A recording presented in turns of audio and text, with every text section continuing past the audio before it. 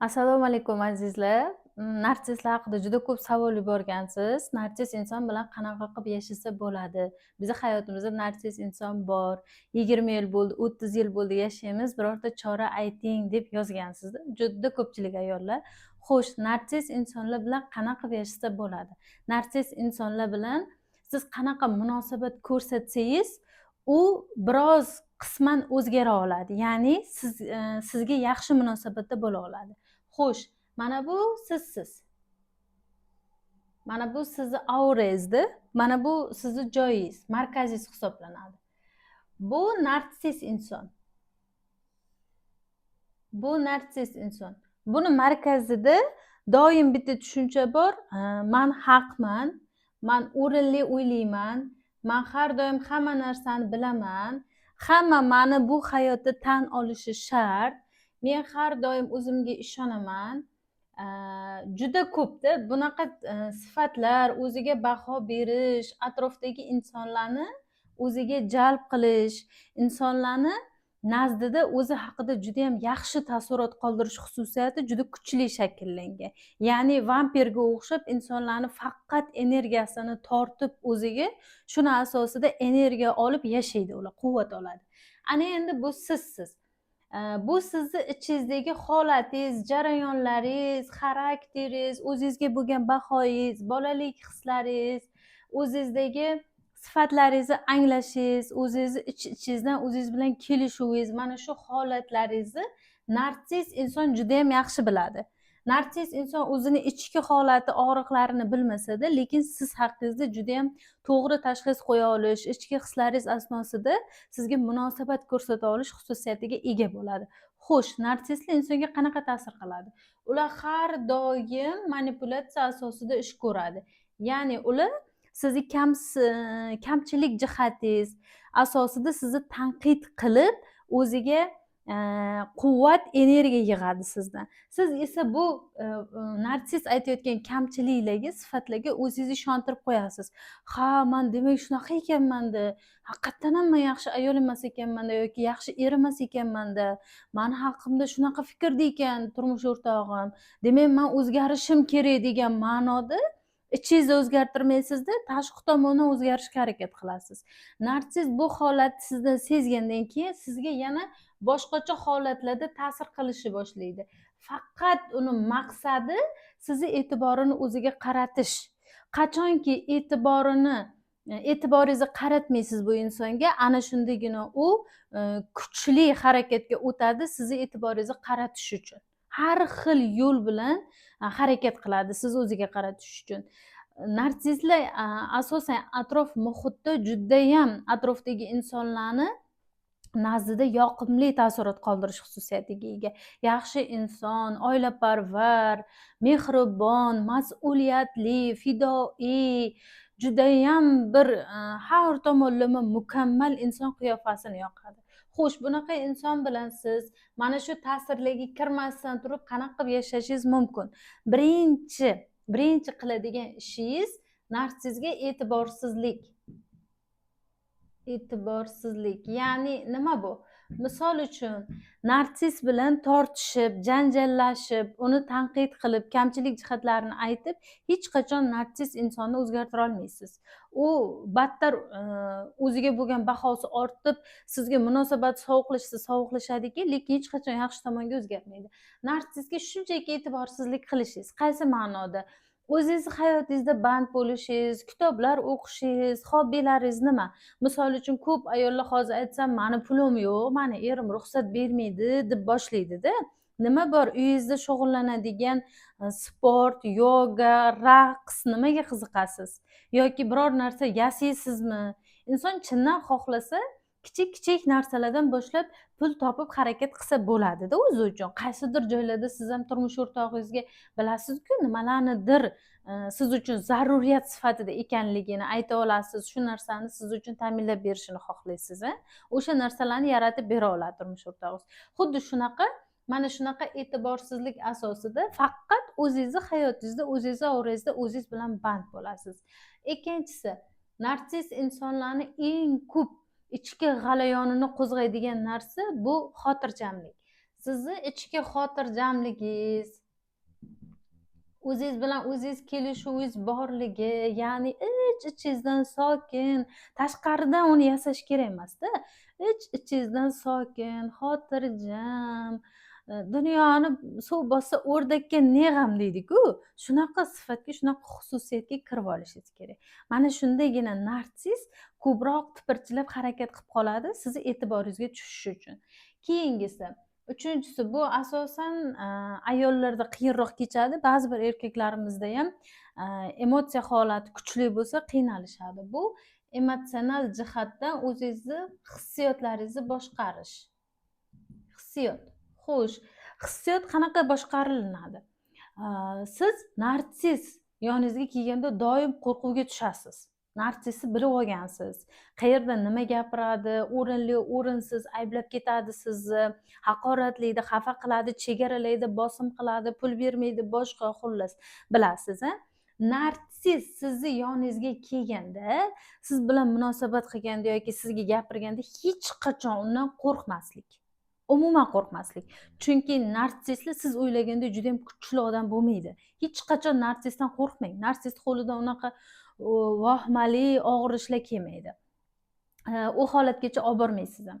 Qachonki hissiyotlaringiz muvozanatda bo'lsa, ayol bo'lsangiz, ayollik energiyasida yashay olsangiz, ichingizda tipir-tipir narsiss bilan tortishuv, narsissdan xafagarchilik, narsissdan alam olish, narsissga nimadir janjal uchun fikrlar to'plash, ichingizdagi g'alayonni oshkora bildirish, ko'zingizda, nigohingizda, o'zingizni harakatlaringizda, jahlingizda bildirish, bu narsissni battar shishishiga, o'zi bilan g'ururlanishiga, yana ham sizni e'tiborini tortayotganini hissini berasiz.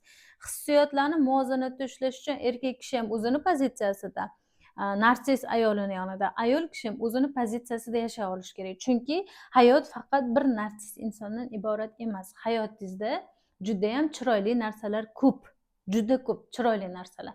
Ayol sifatida o'sha narsissga diqqatingiz ketmaydida, kuni bo'yi o'zingizni tayyorlayotgan ovqatlaringizga mehr bera olishingiz mumkin. Farzandlaringiz bilan chiroyli o'ynab vaqt o'tkaza olishingiz mumkin. Hozir ayollarimiz uchun juda ham dolzarb masala bo'lib qoldi. Haqiqatdan ham Instagramda vaqt o'tkazish, Instagramda bo'lar bo'lmas videolarni ko'rish, ortiqcha o'zingizni yana agressiyaga qo'yish, mani hayotim unaqa emas, buni hayoti bunaqa, men hali erisholmayman, mani erim qilib bermaydi, mani ayolim o'zgarmaydi degan fikrlar bilan qolishingiz yana ham o'zingizni tushkunlikka olib borib, narsissga bo'lgan, turmush o'rtog'ingizga bo'lgan nafratni kuchaytirib yuboradi. Narsiss buni albatta his qiladi va qaysidir yo'l bilan bo'lsa ham sizni yuragingizga xanjar tiqib o'ch olishga harakat qiladi. Shuning uchun hissiyotlaringizni doim muvozanatda ushlang. O'z o'rningiz, o'z joyingiz, o'z pozitsiyangizda qoling. Keyingisi, xo'sh, narsissni qanday qilib o'ch olib, o'z xatolari, o'z aybiga pushaymon qildirish mumkin? Narsiss bilan munosabatda har doim kechirib, unga ishonib, unga yana bir marta shans berganingizda, afsuski narsiss doim bu shansni oqlolmaydi. Har doim sizga eng oxirgisi bu deydi-da. Xuddiki sizni nazdingizda u o'zgarib ketadigandek, bo'ldi oxirgisi, boshqa hech qachon sizga yomon munosabat qilmagandek tutadi o'zini. Lekin aslida narsisslar qachonki uzoq muddat o'zingiz bilan, o'zingiz ichki holatingiz bilan, o'zingizni anglash holatida, men buni juda ko'p tushuntiryapman, bolaligingiz bilan ishlash jarayonida, o'zingizni anglash, hislaringiz bilan kelishuv, yolg'iz qolish, bilmadim nima ma'qul tushadi sizga, vaqtingizni nima bilan yaxshi xursand o'tkaza olasiz. Mana shu narsalar bilan band bo'lganingizda narsiss ko'tarilinib ketadi. Jahli chiqib, sizdan o'ch olishga, sizdan diqqatingizga tushish uchun har qanday yo'ldan foydalanishga harakat qiladi. Hech qachon narsissdan qo'rqmang. Narsissdan qo'rqish kerak emas. Shunchaki narsissga bo'ladigan munosabatingizni o'zgartiring. Xo'sh, eng oxirgisi o'ch oladigan variantingiz bu uzoq muddat narsissni talab istaklariga rad javobi berishingiz. Ya'ni narsiss inson, xohlaysizmi yo'qmi, ayolimisiz, erimisiz, baribir ham u inson. u ham xato qiladi, uni ham nafsi bor. Siz har doim narsis yoningizga kelganda mana bu hissiyotlaringizni jilovlash ortidan narsisga to'g'ridan to'g'ri rad javobini emas, shunchaki o'zingizni chegarangizga kiritmaslik asnosida munosabat ko'rsatasiz. To'g'ri, siz xafa bo'lib, norozi bo'lib, janjallar bilan yo'q degan paytingizda narsis sizga kuchli ta'sir bosim o'tkazishi mumkin. Shunchaki bandligingizni, shunchaki vaqtingiz yo'qligini, shunchaki ishlaringiz ko'pligini, shunchaki darslaringiz borligini, o'qiydigan kitoblaringiz borligini, mashg'ulotlaringiz borligini yoki hech bo'lmaganda 1 soat 20 minut yurish mashg'uloti borligini aytasiz va mana shular bilan band bo'lasiz. Ishonasizmi? Inson 1 soat 20 minut tez yurishi bu miyangizga yangi g'oyalarni kelishiga yordam beradi. Hattoki men sizga mana shu aytayotgan 4 ta etapdan-da kuchliroq g'oyalar ham o'zingizga kela oladi. Qachonki siz o'rningizdan turib hayotingizni o'zgartirishga harakat qilganingizda, o'zingiz bilan band bo'lganingizda, qayerlardandir nimadir vaziyatli yo'llar ochilishi mumkin. U 1 soat 20 minut bir kunda yurganingizda birdan o'zgarib qolmaydi hayotingiz. Bir haftada sekin-sekin ongingiz ochilib, qalbingiz kengayib, atrofdagi insonlarni kuzatib, o'zingiz bilan bog'liq jarayonlar haqida chiroyli fikrlar, chiroyli g'oyalar, go'zal anglashlar keladi. Qo'rquvlaringiz bilan bog'liq yengib o'tadigan yo'nalishlar chiqadi. Shuning uchun har doim rad javobi berayotganingizda go'zal tarzda rad etasiz narsisni. Go'zal va chiroyli tarzda yo'q deya olasiz va qo'rqmaysiz. Narsisdan qo'rqmang. Mayli nima vaziyat bo'lishidan qat'iy nazar qo'rqmang. Shunchaki o'zingizni shaxsiy hayotingiz, o'zingiz bilan band jihatlaringiz, o'zingiz bilan bog'liq orzu, xayol, istaklaringiz va o'sha narsis nimadir qilib bermayotgan bo'lsa sizni hayotingizda, siz o'zingiz uchun kichik narsalardan baxtli bo'lish uchun nimadirlar boshlab, yaratib, hal qilayotganingizni narsis anglashi kerak. Mana shu holatlardagina narsis bilan munosabatda siz ma'lum bir holatda chiqib ketasiz narsisni bosimlaridan, og'riqli munosabatlaridan.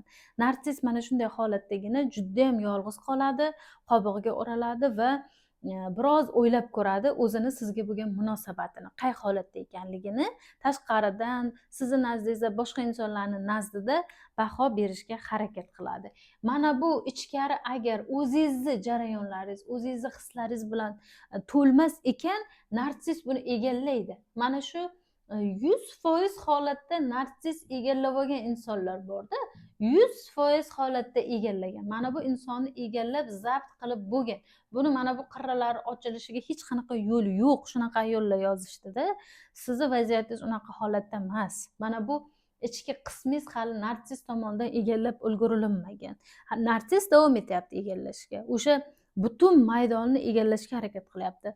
Bu maydon sizniki. Bu maydonni siz egasiz, siz hal qilasiz. Berishi, bermaslikka, bu maydonda nimalarni yaratishni, nimalarni o'zgartirishni, nimalarni kiritishi siz hal qilasiz, narsis emas. Qalbingizda jasoratni bugundan uyg'oting va narsis bilan munosabatda mana shu 4 ta qoidaga amal qiling va albatta ichki o'z imkoniyatlaringizni anglab, topib, o'sha o'zingizga bo'lgan ishonchingizni, samotsenkangizni ko'targan holatda o'zingizni qobiliyatlaringizni anglang. Chunki siz bolalikdan juda ko'p orzular qilib, juda ko'p go'zal hayotni o'ylab yashagan insonsiz va bu narsaga albatta erishasiz. Va bu jarayonlardan chiqib ketish uchun esa eng katta kuch mana shu yerda va bu sizni ichingizda bo'ladi. Buni atrofda hech kim sizga o'zgartirib bera olmaydi. Narsis ham hech qachon siz o'zgarmasingizdan turib, narsis inson o'zgarib qolmaydi. Uning ichidagi bo'shliq qachon o'zgarib to'ladi, o'zini qismlari bilan band bo'ladi.